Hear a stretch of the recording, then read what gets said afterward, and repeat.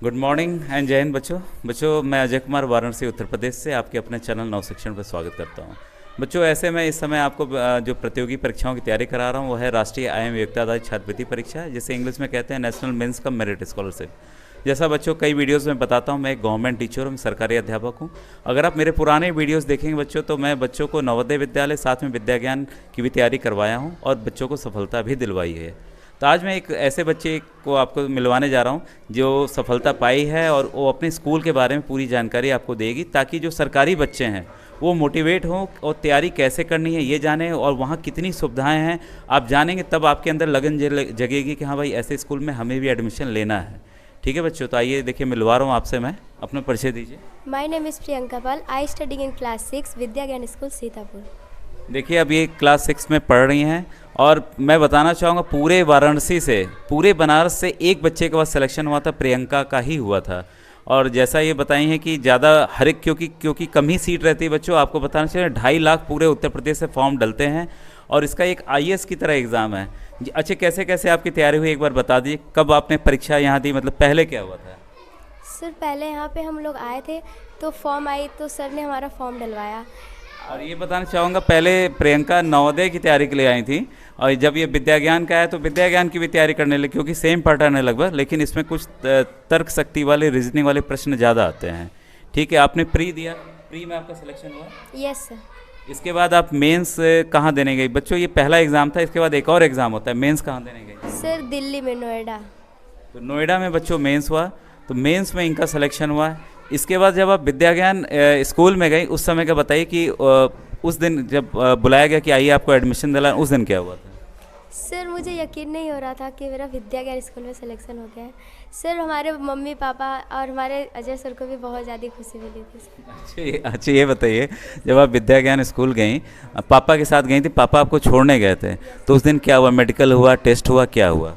Sir हम लोग वहाँ पे पहुँचे, पहले तो एक रूम में ले जाया गया, फिर उसके बाद हम लोग का मेडिकल चेकअप हुआ और फिर हम लोग का इंटरव्यू हुआ।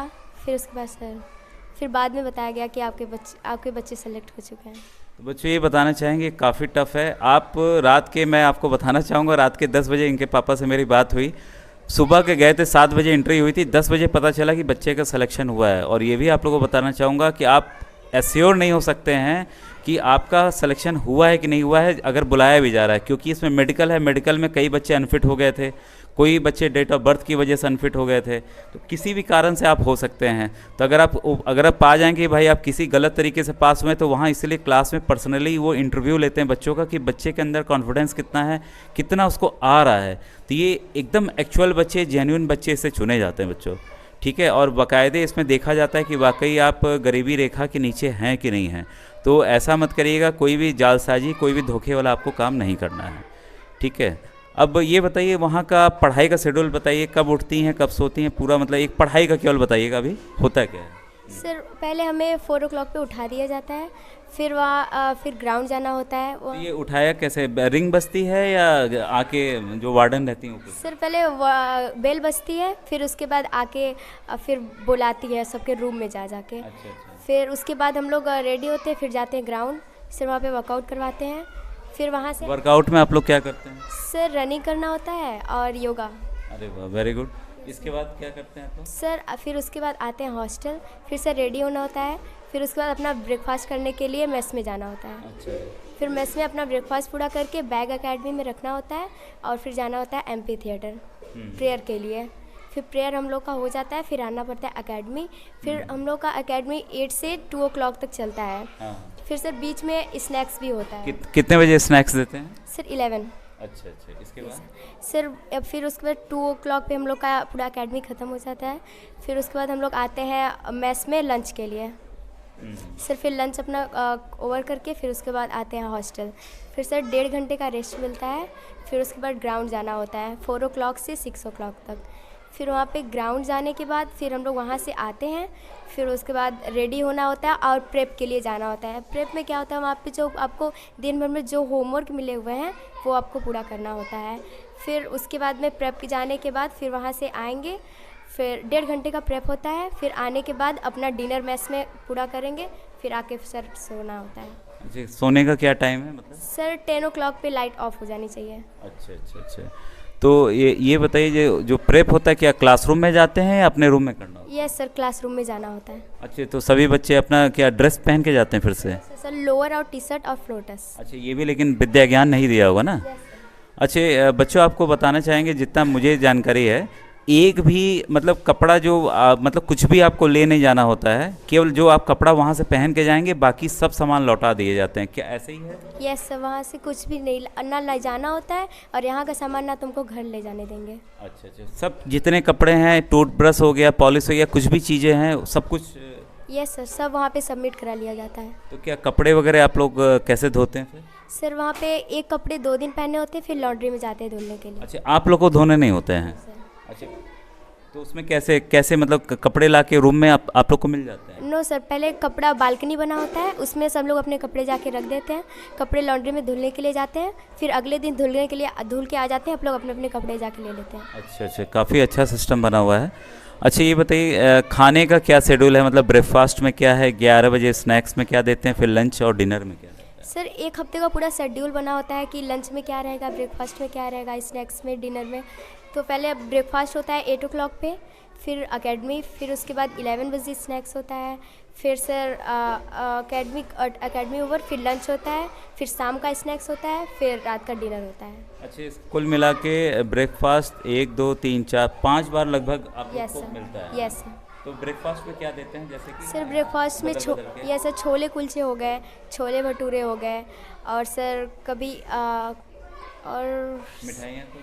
सर मिठाइयाँ भी रहती हैं सर, मिठाइयाँ सुबह नहीं मिलती हैं, और फिर पूड़ी हो गई या फिर कचौड़ी हो गई सर। अच्छा, स्नैक्स में क्या देते हैं 11 बजे में? सर स्नैक्स में भेलपूरी रहता है, और स्नैक्स में सर ऐसे नाश्ता रहता है मतलब हल्का सा, मतलब हल्का सा? सर, समोसे हो गए, पेटीज हो गए, यही सब अच्छा रहता है। अच्छा, और 2 लंच में क्या हो जाता है? सर दाल चावल, पनीर, अंडा कढ़ी।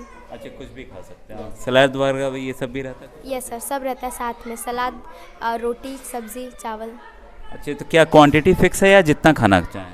सर आप जितना खाना चाहें उतना खा सकते हैं। अच्छा अच्छा, इसके अलावा क्या दूध वगैरह कब रहता है? दूध स्नैक्स, शाम के स्नैक्स में भी रहता है, सुबह के स्नैक्स में अच्छा, भी। दोनों टाइम, सुबह और शाम दोनों टाइम आप लोग को दूध रहता है? अच्छा, और सर वहाँ पे नॉनवेज और वेज दिया गया है, और सुबह वेज वालों को मिलता है केला और नॉनवेज वालों को एग। तो वहाँ पे 2 टोकन दिए जाते हैं सर, उसे चिन्ह के लिए कि जो टोकन देंगे वो चीज़ मिलेगा, तो फिर वो सब ऐसा। अच्छा, इस हिसाब से समझ गए समझ गए।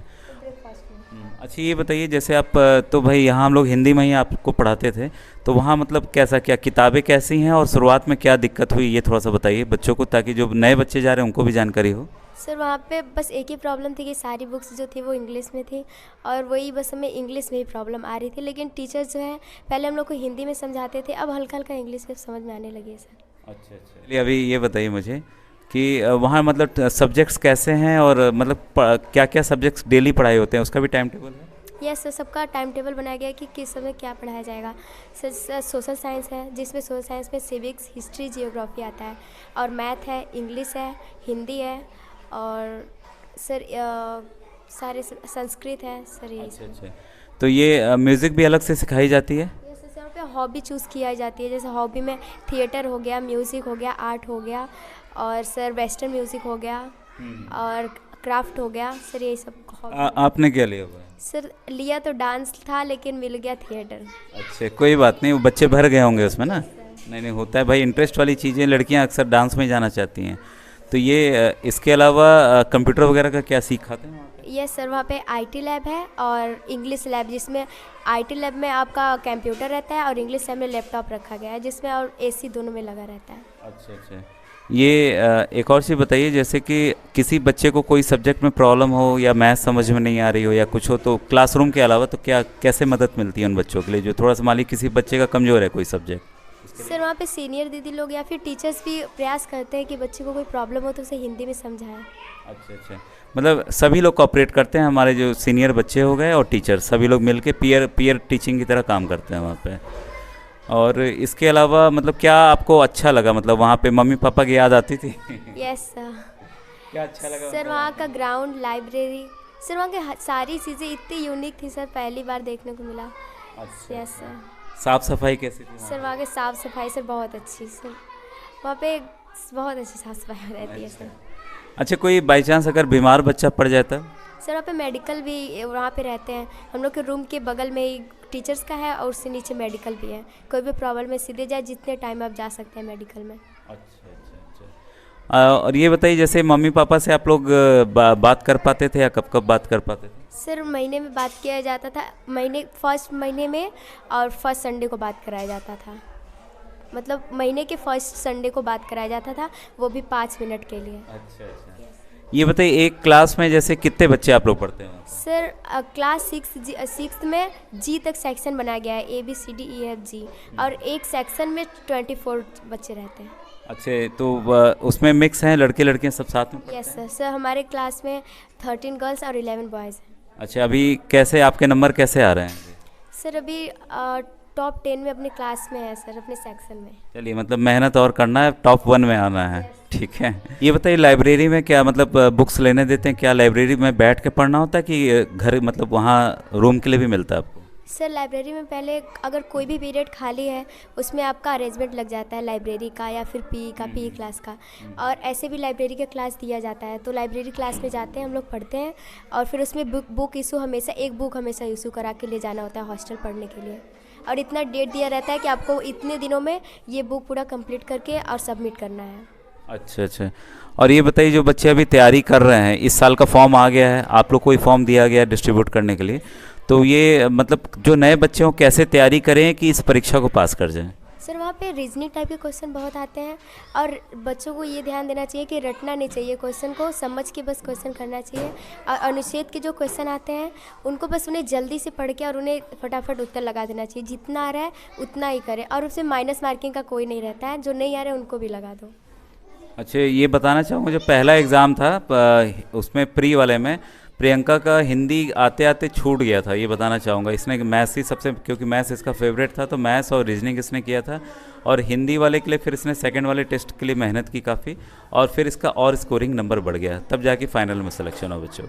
ठीक है, और कुछ जो बच्चे नए बच्चे उनके लिए और कुछ कहना चाहेंगे? सर वो अच्छे से मेहनत करें, विद्या ज्ञान इतना अच्छा स्कूल है सर, यहाँ का आप जितनी अच्छी पढ़ाई नहीं कर सकते, वहाँ जाके आपके सारे सपने पूरे हो सकते हैं सर। बहुत अच्छा। ये प्रियंका ने बहुत अच्छी बात कही कि उस मतलब ये वाकई इसने ऐसा स्कूल नहीं देखा था, एकदम घर की तरह माहौल है, एकदम घर की तरह माहौल मिल रहा है बच्चों, और इतनी बेहतरीन पढ़ाई है कि ये इसको वर्ल्ड क्लास स्कूल कहा जाता है, मतलब दुनिया का सर्वश्रेष्ठ स्कूलों में कहा जाता है।